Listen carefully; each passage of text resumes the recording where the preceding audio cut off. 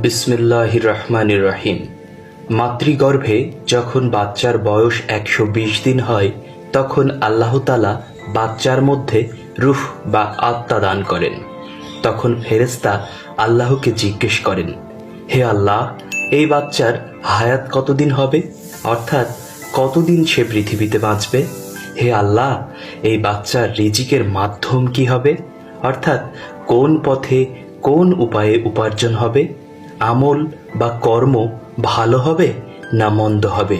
কবে মারা যাবে? কিভাবে মারা যাবে? আল্লাহ তাআলা সূরা আল মুমিনুনে বলেছেন, আমি মানুষকে মাটির নির্যাস থেকে সৃষ্টি করেছি, অতঃপর তাকে স্থাপন করেছি এক নিরাপদ স্থানে, অর্থাৎ মাতৃগর্ভে।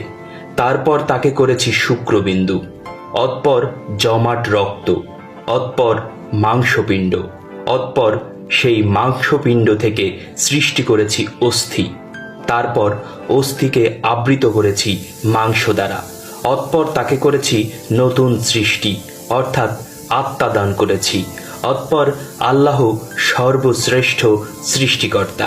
এই আয়াতের মাধ্যমে বোঝা যায় মানুষের সৃষ্টি কোনো আকস্মিক বা তুচ্ছ প্রক্রিয়া নয়, বরং আল্লাহ ধাপে ধাপে নিখুঁতভাবে তাকে গড়ে তোলেন এবং নির্দিষ্ট সময়ে রূহ দান করেন।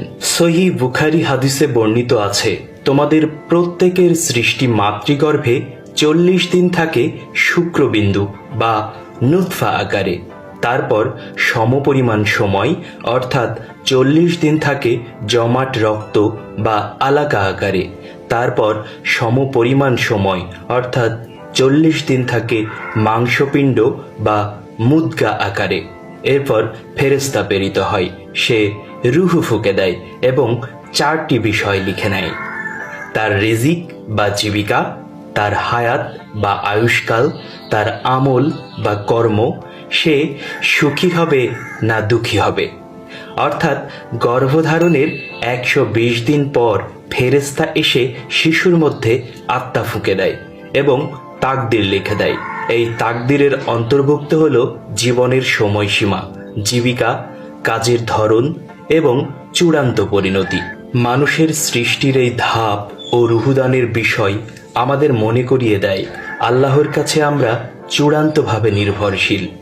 জীবনের প্রতিটি ধাপ আল্লাহ পূর্বেই নির্ধারণ করে রেখেছেন, তাই আমাদের করণীয় হলো তার উপরে ভরসা করা, নেক আমল করা এবং তার সন্তুষ্টির পথে জীবনযাপন করা। দর্শক, সবাই ভালো থাকবেন, সুস্থ থাকবেন, নিরাপদে থাকবেন।